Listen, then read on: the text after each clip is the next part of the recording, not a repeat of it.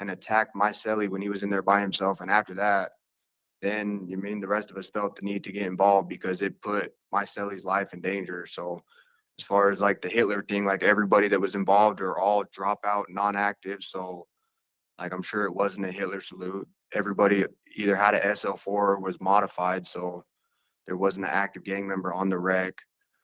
So So everyone that was modified, you said? that whole wreck's a dropout wreck, yeah. So I mean, there wasn't a gang member. If somebody did a Hitler salute, then I don't think it was meant to be that. You mean?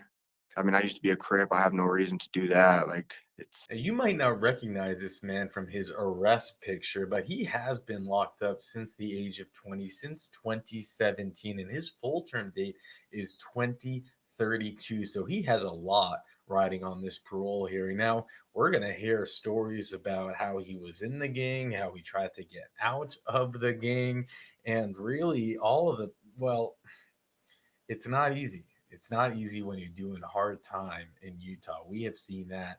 And I'll share some background on his crimes at the end, and I'll also give you the results of the parole hearing. But for now, let's jump in. All right, we are on the record. Today's the time and place set for a rehearing and original hearing for Mr. Braxton O. Offender number 226799. Is that you, sir? yes, My name is Kelly Perry. I'm a hearing officer with the Board of Pardons and Parole, and I'll be conducting your hearing today. As is an official proceeding, I do need to swear you in, so if you could please raise your right hand to the best of your ability. Do you swear or affirm that the testimony about to give is the truth, the whole truth, and nothing but the truth? yes, ma'am. Okay. Did you receive 7 days written notice of today's hearing? Yes, Did you receive your blue disclosure packet? yeah, And did you have a chance to review that? yes, All right. Do you feel prepared to go forward with today's hearing? yeah. Okay. Are there any errors or corrections I should know about in that blue disclosure packet before we begin today? Well, I can't really say errors because I mean, like the people who scored it, like they usually don't make errors. But I have questions. You mean so like my expected release date is October 27, 2026. The incident. So I don't know exactly why or not, but the incident that we're here for today, it happened at the end of 2023 in August. Then, I mean, it took 8 months to charge me, and I didn't get charged until April of 2024. And so, but they're only counting the time from when I pled guilty, even though a judge said I would get credit for time served when I pled guilty in, I think, June or July. I'm just wondering if that was a mistake. I mean, if not, then I mean, it is what it is. There's nothing I can do, but I I'm just mean, wondering why the 12 months that I have, like since the incident hasn't been counted, or at least since April of 24 wasn't counted towards my guideline. so I show your credit for time served is 106 days. So I do show some credit for time served. In regards to, the board, and we have a whole department that deals specifically with credit for time served and matrices. Mhm. If you think there's an error, please write the board. Yeah. They have no problem correcting it. If there is an issue, I'll make note of what you're telling me, but if you thinking that there may be some error and that you want to document it, please feel free to write the board. Okay. And then if there is an error, they'll correct it, but I'll also make note of it and the board can address that issue if they think there's any error in that regard. Okay. Thank you. Any other questions or comments, sir? No, that's it. Okay. So just to tell you how today's gonna go, I'm gonna go over procedurally how we got to this hearing. I'll go over your most recent offense. We'll go over any background questions I have, institutional behavior and programming, if you were released, what that would look like. And at the end of the hearing, if you have further questions or comments, let me know, okay? Okay. So it looks like you had a rehearing after a pro violation original hearing, where a paper review was scheduled to track the potential charges related to incident on August 24th, 2023. At the paper review, a paper review was scheduled for May for possible charges related to December 23rd, 2023 incidents. Another paper review, a paper review was scheduled for September of last year with the board to judicial notice of case 241904755 related to that August 24th, 2023 incident. In a scheduling review in November of last year, a rehearing and original hearing was ordered for now with the residential substance use treatment condition. And we'll be talking about that today, okay? Sure. So does that sound procedurally correct, sir? Yes. All right. In regards to your most recent offense, I should say, I show case 241904755. I show on August 25th, 2023, Mr. Martinez had injuries on his right arm, one behind his ear, on the other on his head and back. He reported he lost consciousness and had been vomiting after he regained consciousness. Surveillance showed he had entered a cell. He pushed two individuals. Another individual began to hit him in a stabbing-like manner. Other individuals shoved him to the ground, including Mr. Orr. They started to kick and stomp him. He was kicked in the head and appeared to lose consciousness. Another individual performed a quote Hitler salute unquote, and then stomped on the victim's head one last time while he was still on the ground. Is that correct, sir? Yes. Anything you want to say about the offense? Yeah, I just did a lot of things were left out, like in like the discovery concerning the incident. I mean, was a fight, did get out of hand, shouldn't have got involved in it. Like it did get taken too far. But the things that that the Department of Corrections failed to leave out was that one, my cellie that I was living with at the time had a documented safety against Nick, and it had been there for 2 years. So like he should have never came to our wreck. And even after he came to the wreck, like we didn't just go out of our way and assault him in his room or even in the day room. Like we stood to wait and see if he was gonna have an issue with my cellie that I was living with, which he did. He went in our room, which was cell 109, and attacked my cellie when he was in there by himself. And after that, then you mean the rest of us felt the need to get involved because it put my cellie's life in danger. So as far as like the Hitler thing, like everybody that was involved are all dropout, non-active. So like I'm sure it wasn't a Hitler salute. Everybody either had a SL4 or was modified, so there wasn't an active gang member on the wreck. So So everyone Yeah. was modified, you said? that whole wreck's a dropout wreck, yeah. So I mean, there wasn't a gang member. If somebody did a Hitler salute, then I don't think it was meant to be that. You mean? I mean, I used to be a Crip. I have no reason to do that. Like it's just So are you currently irrelevant. gang affiliated? No, I'm not. I've been, yeah, no. But I mean, regardless, it did get out of hand. I'm not minimizing that. I did kick him after he was knocked out. I shouldn't have done that, period. Like that ruined my whole self-defense claim in court. And that's the reason why me and Murdoch had to get 0 to 5s consecutive. Everybody else got case closed and they're gonna get immediate release when they go to the board. Cause like they can't even take judicial notice of their offenses because they got, you know what I mean, they got case closed. But I mean, they violated Nathan Keene's Eighth Amendment right by putting Martinez even around him. Like, we didn't just come out and attack him. And we didn't. I still don't have anything against him. Like, even though they knew that they were going to charge me with a fight alive for that incident, they still put me literally next door to Martinez on the same wreck, even though that's a conflict of interest of the case. But like, none of these things get documented. Like it's all in O track though, like in Nathan Keene shit. And so in Martinez's, it says that they have safety concerns against Martinez. He can't be around him. Like dude has a violent history and they still put him on rec. I mean, he did the exact thing that they were trying to prevent, which was attack Keene in our cell. And so like I felt the right to help my cellie because dude has a violent history. My cellie's just this little Asian dude. Martinez is a big ass Samoan. Like that's unfair. You mean that? I mean, that even happened because it should have been prevented, but it wasn't. And that's all documented in O-Track that they shouldn't even have been around each other. So I noticed you're in orange. Yeah. Are you in orange because you're talking about disassociating from your gang? Is it because of safety concerns still moving forward? Are you because of these disciplinaries that you've had? Why are you in orange? Like, you're in max, right? So both, like my points got messed up after the Martinez incident, but like I was already in Antelope because of safety concerns because I can't be in level 3 for being like disassociated with the gang. So When did you leave your gang? beginning of 2020, when I came back, I was getting ready to have my first kid. And so I didn't want anything to get in the way of like me being with my kid, at least that.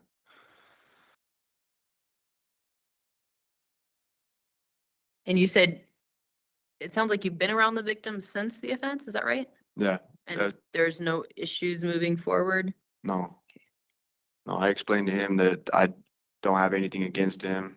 That I didn't even want to be involved in this at all. I just felt the need to help my cellie because he was, I mean, Do you think there's anything you could have done differently? yeah, I should have stayed out of it. I should have just let that happen. And if a lawsuit could have been pursued, which it should have been, you mean, then like that would have been the proper thing. But at the same time, it's kind of hard to watch somebody because I've known Keen since I don't Is know, that your cellmate? he was my cellie at the time, yeah, and I'm telling you, he was attacked in 109. Like Martinez came in our cell with only Keen being in there, and like the emergency button is in the back of the room, like so. Yeah, like, So was that pushed or, I'm sorry, I'm just wondering why you're mentioning the emergency button. no, because it's in the room where Keen was, where Martinez ran in. Like, Keen wasn't able to get to the button, but like he was in there.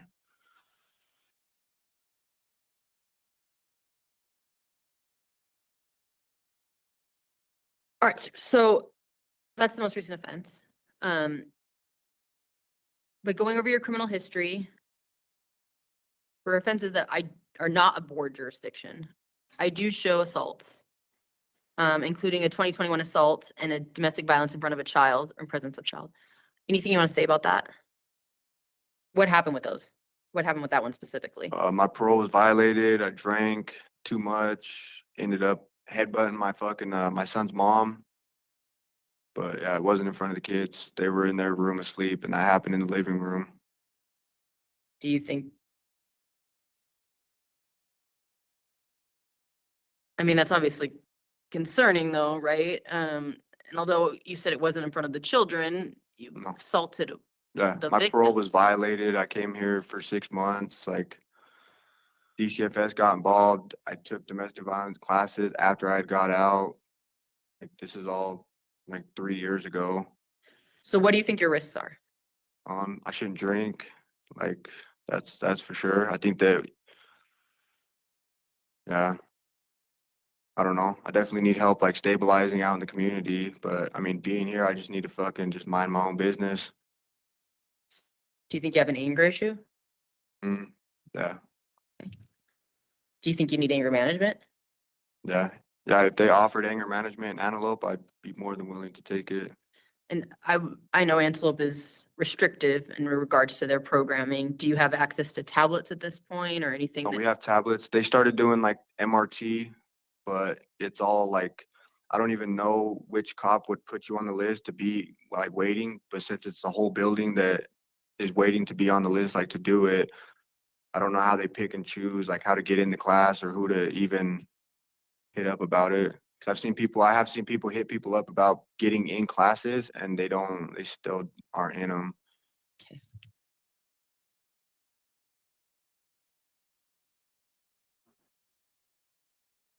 Do you think you need substance use treatment as well? You mentioned alcohol. Yeah. Okay. Would you like that in the community or in the prison? Both.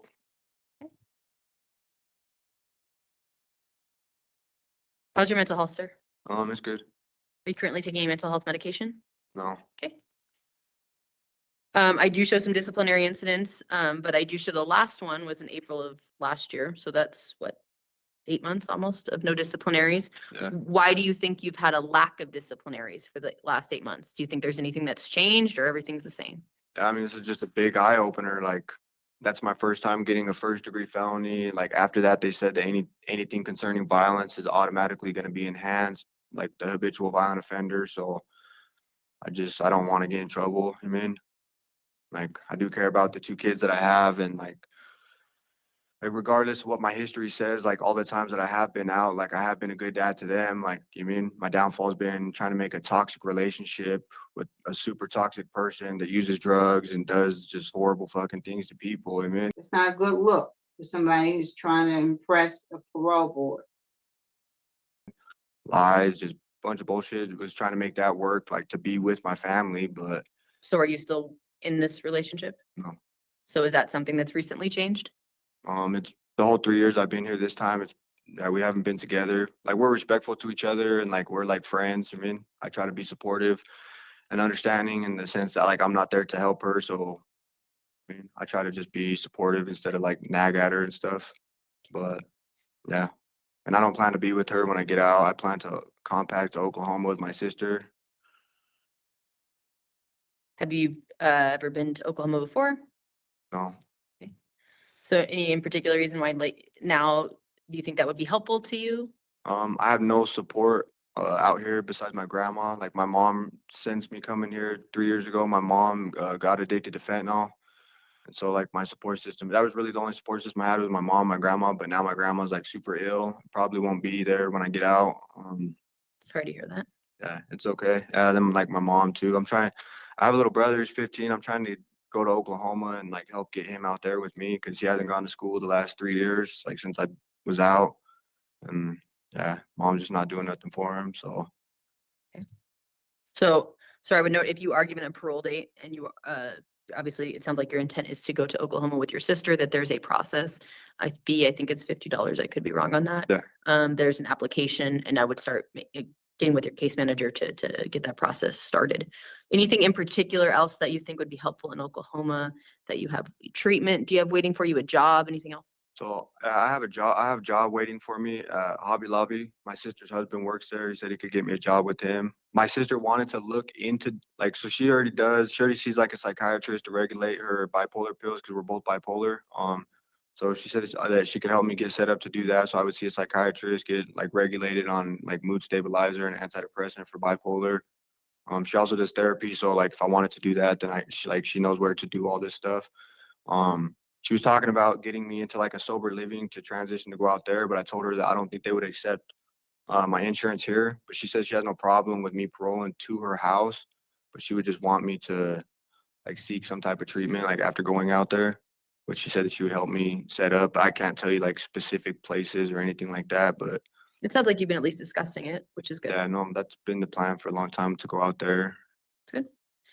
All right, so those are all my questions. From here, I'm a hearing officer. I make recommendations. The board ultimately decides. They're made up of 5 members. 3 of them have to come to one decision. That's the decision of the board. You should get that in writing within 2 to 4 weeks. I note your guidelines, sir. The easiest way to think of that is a suggestion. The board ultimately decides, which is 26 months or October 29th, 2026. I did make notes of your comments at the beginning of this hearing about your concern about credit for time served. And then in regards to your expiration, assuming no other offenses, I showed January 26, 2032. Okay. Do you have any other closing comments or questions for myself or for the board, sir? No, Well, I've been making notes of everything we talked about today. I appreciate you coming. We'll go ahead and conclude. Thank you. I appreciate you too. You have a good day. You too. All right, so they granted parole. Now he does have to wait a year before he gets his parole, and that is a dangerous year because you can always catch more felonies in prison. If I don't know if I was to, maybe I'd go to like PC and get out of there, because there are those that chase others that when they know that they have parole and they're serving much more time, they're going to chase you down and get you. So as you can see, here's the decision. If you look at the top here, you have the criminal mischief 0 to 5 years. For his 2024 EOS. I hate how that pops up there. I wish it didn't. And then you have the failure to the command, but then you have the assault by prisoner, 3rd-degree felony, which got him all the way to 2032. So he has these dates that just pile up, and that happens. We see that happen time and time again in Utah, where people pick up new felonies for their assaults by prisoner. We don't really see that in the other prison systems. I don't know why. Maybe because in Louisiana, you just don't see someone up for parole if they even have a write-up. Now within 3 years. In Louisiana, you have to wait 3 years right now before, if you have a single write-up, not a felony, a write-up. Think about that. So that could be why that we're not seeing in Louisiana, for example, those who show up for parole hearings with new felonies in their jacket.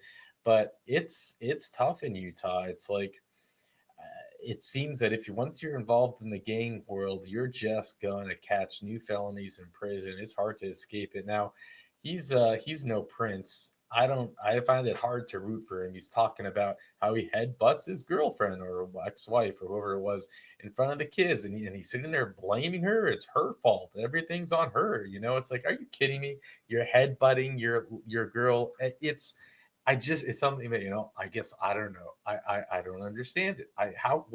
You're such a man. You're so tough. Oh man, it's something I cannot wrap my mind around. And let's see. Let's go through his crimes. Thank you, Holly, for providing the information. So we see now he was young, right? So we don't have his juvenile record, but you see violation of parole or probation in 2017. So he's already in something. 2017. 2018, he's a fugitive from justice, violation of probation. 2019, criminal mischief, possession of paraphernalia. 2021, he has DV in presence of a child and assault. So that's what he's in for now in 2021. 2022, but it seems he must have gotten probation for that, because in 2022, he has failure to appear and failed to stop or respond an accident involving property damage, duties of operators. So that seems like maybe in a car accident. And I guess that's when they revoked him, and that's what she was talking about and why he ended up in prison. And then while in prison, he caught that new felony, the assault felony. And then he kind of woke up. They said, we're going to make you an habitual offender and blah, blah, blah.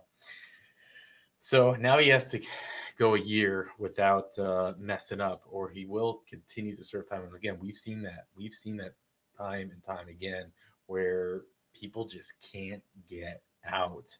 And the whole thing with the Nazi salute, I don't know what YouTube's going to do with this video talking about this stuff, because of course, showing a parole hearing and people talking about it could possibly would violate freedom of speech. But it's something I never quite understood. I'm a World War II historian buff. It's a subject that I just I'm a bit obsessed with, and I don't know. Maybe I'm naive and I don't understand it, but I always find it hilarious when there are like Americans that are, throwing Nazi salutes, and it's like, could there be anything more un-American possible? It just makes no sense. It's like, do you not realize how many Americans died? It's like you want to say you're socialist, fine, but what's it have to do with Nazi Germany? And not only that, but it's like they don't know. It's like they don't actually understand the history of the Nazis. In 1933, when the Nazis came to power, the first people they sent to the concentration camps were the anti-socials, were the inmates. These people with their felony records would have been sent to the camps first. They would have been put to work.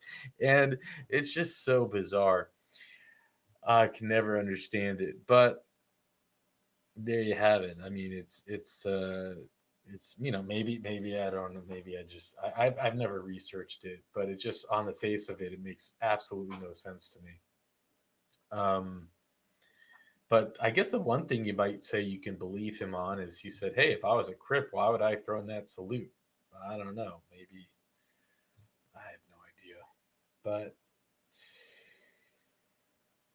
sometimes these guys in the parole hearings, they leave a positive impression. They seem to have a little bit of charm. There seems to be something behind, if you just closed your eyes and listened to the hearing and didn't look at the face tattoos, there's sometimes a surprising nature, intellectual